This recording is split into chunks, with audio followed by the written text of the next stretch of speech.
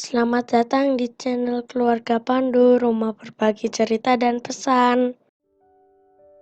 Halo sahabat keluarga Pandu, bagaimana kabarnya hari ini? Semoga kita selalu diberikan tubuh yang sehat dan tetap berada dalam perlindungan Tuhan. Bahan studi Alkitab kita hari ini terambil dari kitab Mazmur pasal 107 ayat 1 sampai dengan 9. Sebelum sahabat keluarga Pandu mendengarkan penjelasan yang saya berikan, silahkan terlebih dahulu membaca Mazmur 107 ayat 1 sampai 9 ini. Mazmur pasal 107 adalah kitab pertama dari bagian kelima kitab Mazmur, yaitu dari pasal 107 sampai dengan pasal 150. Pembagian kitab Mazmur ke dalam 5 bagian ini mengikuti pola 5 kitab Musa. Mazmur 107 ini merupakan mazmur syukur komunal dan menjadi seperti sebuah doksologi. Mazmur ini mendapat tempat dalam kultus perayaan di seputar Bait Suci sebagai nyanyian atau ungkapan syukur akan kasih dan pertolongan Allah kepada umat. Biasanya dihubungkan dengan pertolongan Allah membawa pulang umat dari tanah pembuangan di Babel ke negeri perjanjian Allah. Ayat 1-3 menjadi semacam kesimpulan, yaitu bahwa hanya Tuhan yang bisa diandalkan. Kesimpulan ini tidak terbatas hanya pada ayat 4-9, tetapi juga ayat 10-43. Kesimpulan ini dihubungkan dengan kebaikan dan pertolongan Tuhan di setiap peristiwa yang berbeda. Meskipun peristiwanya berbeda, tetapi kebaikan dan pertolongan Tuhan selalu ada bagi orang-orang yang mengharapkan pertolongannya. Kata hodu dari yadah yang diterjemahkan LAI dengan bersyukurlah memiliki makna lebih dari sekadar bersyukur. Kata ini juga menunjuk kepada sebuah pengakuan atau confession, pengakuan tentang kebaikan dan pertolongan Tuhan. Bersyukur di sini dihubungkan dengan Tuhan yang baik. Kata tov yang diterjemahkan LAI dengan yang baik menghubungkan kebaikan Tuhan dengan pengetahuannya tentang apa yang dibutuhkan manusia. Jadi Tuhan baik karena Dia memberikan apa yang dibutuhkan manusia. Dalam hubungan dengan bacaan ini, maka kebaikan Tuhan berhubungan dengan pertolongan Tuhan kepada mereka yang mengembara di padang belantara, yang kesulitan menemukan jalan ke kota tempat kediaman orang, dan yang lapar dan haus. Selanjutnya, kebaikan ini dihubungkan dengan kasih setia. Kata yang diterjemahkan dengan kasih setia adalah chesed.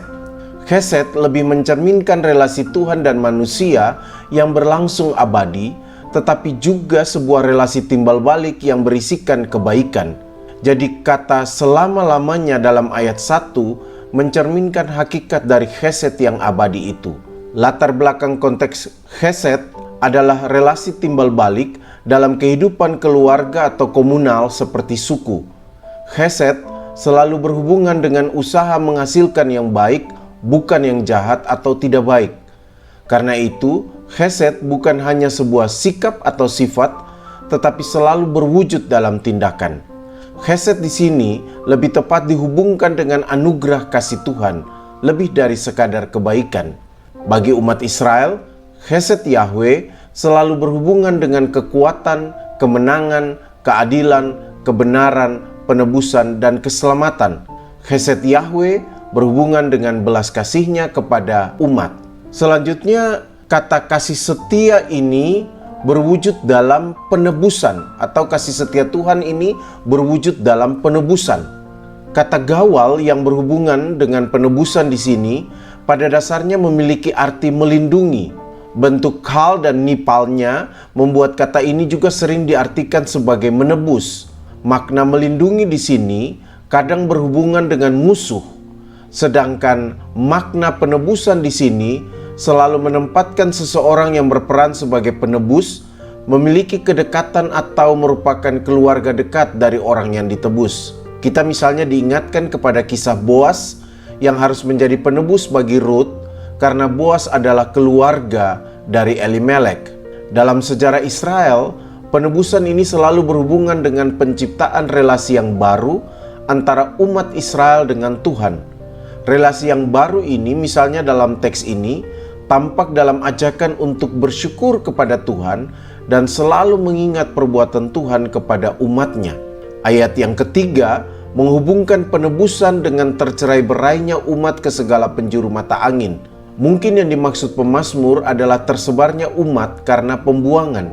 Dengan memakai gambaran dikumpulkan dari keempat penjuru mata angin, pemazmur ingin mengatakan bahwa tidak ada yang tidak ditebus Tuhan, tidak ada yang terlupakan oleh Tuhan.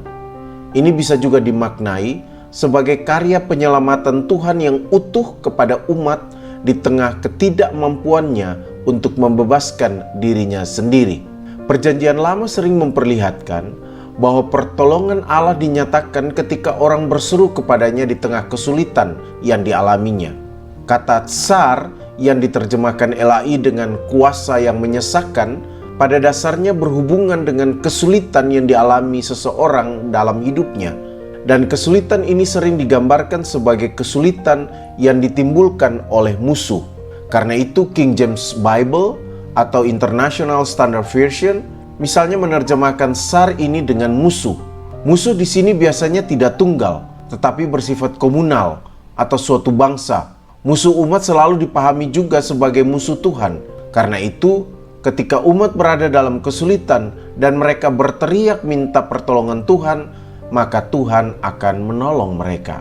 Ayat keempat di sini digambarkan secara bertentangan dengan ayat 3. Karena orang-orang yang ditolong Tuhan tidak berada di negeri atau kota tempat kediaman orang, melainkan berada di padang belantara. Mereka bahkan dikatakan mengalami masalah menemukan jalan ke kota tempat kediaman orang. Padang belantara dalam sejarah Israel memiliki baik arti negatif maupun arti positif. Makna positif dihubungkan dengan kisah keluaran dari Mesir. Di sini padang belantara menjadi tempat Tuhan mendidik umat dan memperbarui janjinya dengan umat. Segi negatifnya, padang belantara mengekspresikan pemberontakan umat terhadap Tuhan dan keraguan umat terhadap pertolongan Tuhan dalam hidup mereka. Dengan demikian, perjalanan di padang belantara memperlihatkan pemberontakan dan dosa umat kepada Tuhan. Pengembaraan di padang belantara selanjutnya secara positif menjadi tempat Tuhan menyatakan kasih-Nya kepada umat dengan selalu melindungi mereka karena Tuhan menjadikan mereka umat-Nya. Hanya dengan bantuan pertolongan Tuhan sajalah, maka umat bisa keluar dari padang gurun, menemukan jalan yang lurus, dan tiba di kota tempat kediaman orang. Kalau padang belantara di sini dihubungkan dengan situasi umat yang hidup dalam pembuangan sebagai akibat pemberontakan kepada Yahweh, maka narasi ini ingin memperlihatkan bahwa hanya dengan pertolongan Tuhan saja, maka umat bisa terbebas dan menemukan jalan yang lurus ke tempat kediaman orang yang merupakan gambaran dari negeri asal mereka. Baderek Yasarah yang diterjemahkan LAI dengan jalan lurus karena berhubungan dengan manusia, maka kata ini memiliki makna etis dalam kaitannya dengan sikap hidup umat. Jadi jalan yang benar di sini atau jalan yang lurus di sini berarti hidup atau berperilaku sesuai dengan nilai-nilai yang benar. Itu artinya kalau jalan lurus dipertentangkan dengan padang belantara, maka padang belantara kembali lagi ditegaskan di sini bahwa padang belantara itu menunjuk kepada perilaku hidup atau moral hidup yang bertentangan dengan nilai-nilai yang benar. Nilai-nilai yang benar di sini adalah hukum-hukum Tuhan yang tertuang dalam hukum Taurat. Ayat yang kelima memiliki hubungan dengan ayat yang kesembilan. Lapar dan haus dihubungkan dengan jiwa yang lemah lesu, bukan fisik yang lemah. Jika dihubungkan dengan ayat 9, maka dapat dikatakan bahwa lapar dan haus di sini berhubungan dengan ketiadaan kebaikan dalam diri mereka. Ketiadaan kebaikan ini juga dapat dikatakan sebagai salah satu penyebab mereka selalu berjalan di padang belantara. Kata metsuka yang diterjemahkan LAI dengan kecemasan sebenarnya lebih menggambarkan sebuah kenyataan yang dialami oleh orang yang melakukan kejahatan dan dia tidak bisa menemukan jalan keluar untuk keluar dari situasi ini karena mereka digambarkan berada di dalam padang belantara. Dibutuhkan kebaikan sebagai panduan untuk keluar dari situasi tersebut, tetapi jiwanya sendiri lapar dan haus akan kebaikan. Dalam situasi ini, hanya Tuhan yang bisa menolongnya, karena itu dia berseru memohon pertolongan Tuhan di tengah kesulitan yang dihadapinya. Karena itu, kebaikan di sini berhubungan dengan jalan yang lurus yang disampaikan dalam ayat yang ke-7. Maksudnya, dengan pertolongan Tuhan, Jiwa mereka dikenyangkan dengan kebaikan dan mereka dibawa untuk berjalan atau menempuh jalan yang lurus. Dengan kata lain, karena jiwa mereka sekarang sudah dikenyangkan dengan kebaikan, maka hidup atau perilaku mereka sesuai dengan nilai-nilai yang benar atau nilai-nilai kebaikan yang dikehendaki oleh Tuhan. Ini memberikan mereka jalan keluar dari padang belantara yang ada. Karena mereka sekarang sudah dikenyangkan dengan kebaikan dan menemukan jalan kebaikan, mereka diminta untuk terus mengucap syukur kepada Tuhan. Lalu apa relevansi teks ini bagi kita?